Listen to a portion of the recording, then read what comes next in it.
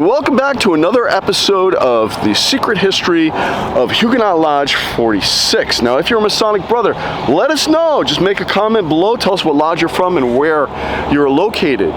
If you watched the last episode, you may recall that in early 1776, a whole bunch of people were arrested in relationship to an incident that happened in the Bronx, right along where Gun Hill Road is today. What happened was a bunch of cannons were spiked with rat tail files.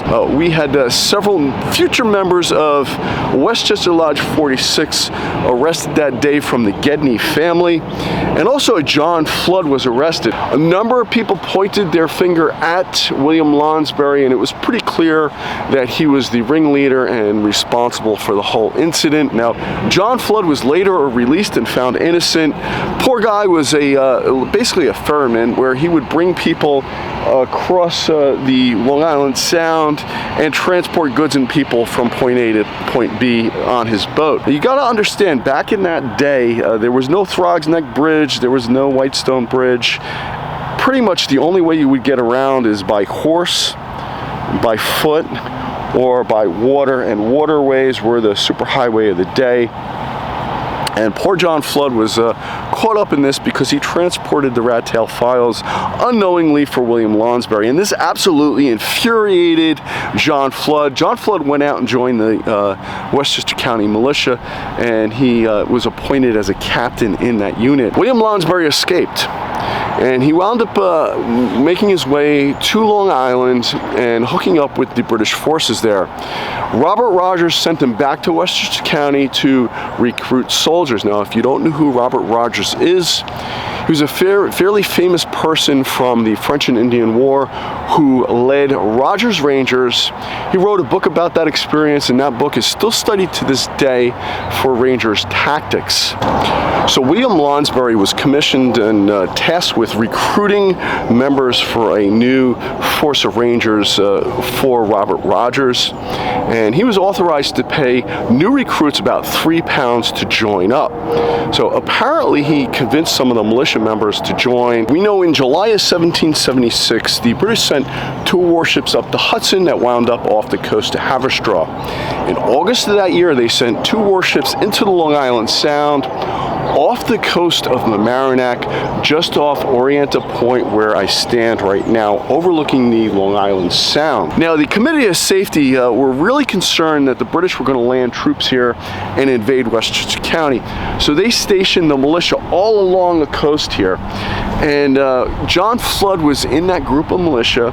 He had been appointed to be an officer, and somehow he ran into William Lounsbury, and they chased him down, and he caught him in a cave about a half a mile west of here.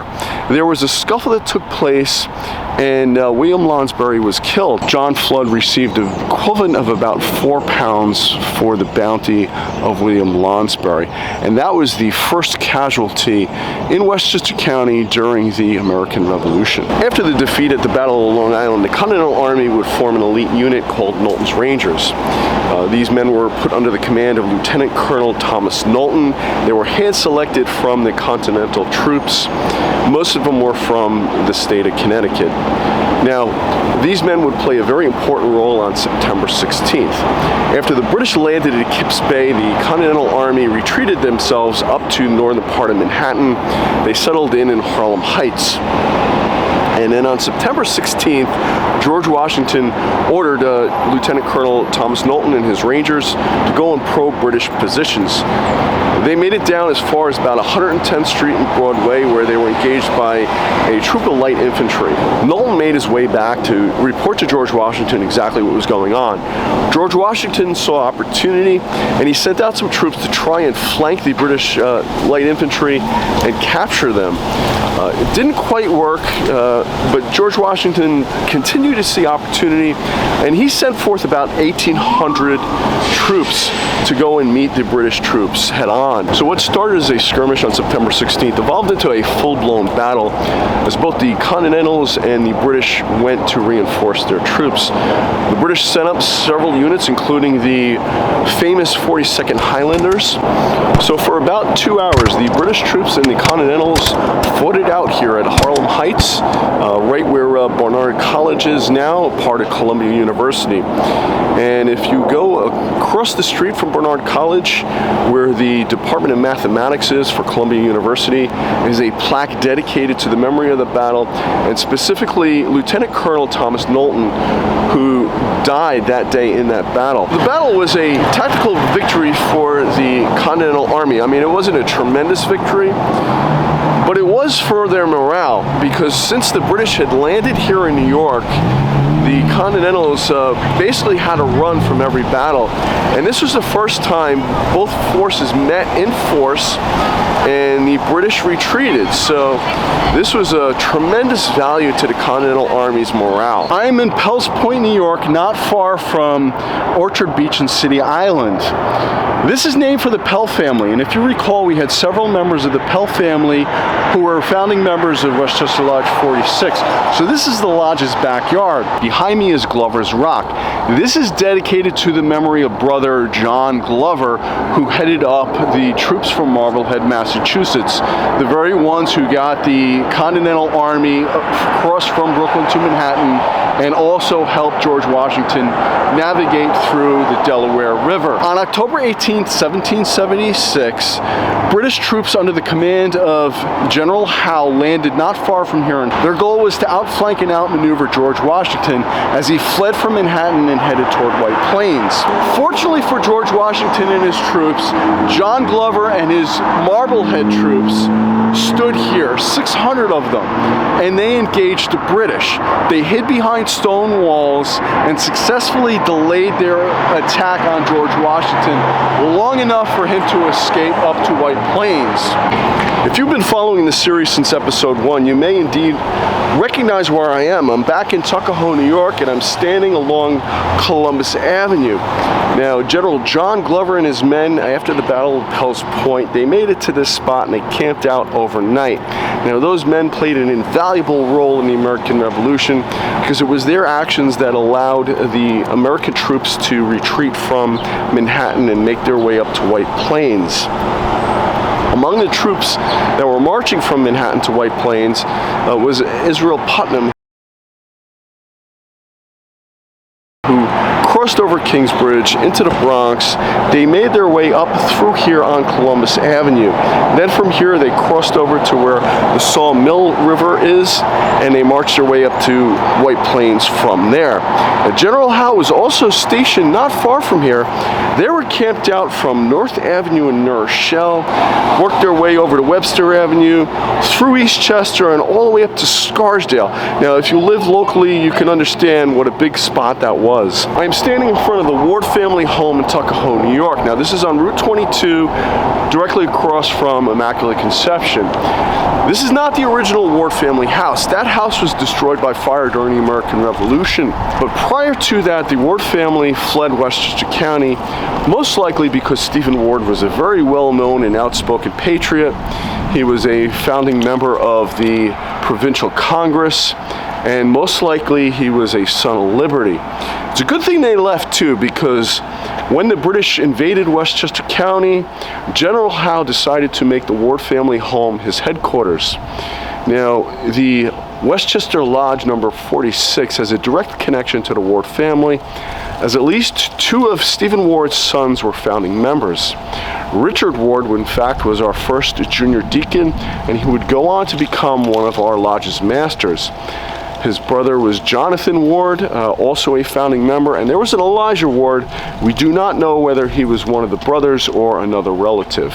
So just as George Washington had sent General Charles Lee ahead of him to New York to scope out things before the troops' arrival, he sent Charles Lee up to Westchester County ahead of the retreat of the Continental Army.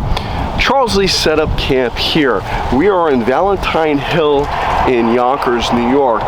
And before all these houses were built, you could just imagine the overview of the landscape that this position offered. This was George Washington's headquarters at a portion of the Battle of White Plains, and he would return to the Valentine house here at the top of the hill several times throughout the American Revolution. The campaign in New York would reach a crescendo on October 28, 1776, and that would happen right here in Westchester County in White Plains at the Battle of White Plains. Now the battle would center right here on what is now known as Battle Hill. I'm standing in front of Battle Hill Park right along Battle Avenue. This was not known as Battle Hill back then, it was known as Chatterton's Hill, and there is still a road known as Chatterton Avenue that crosses over here.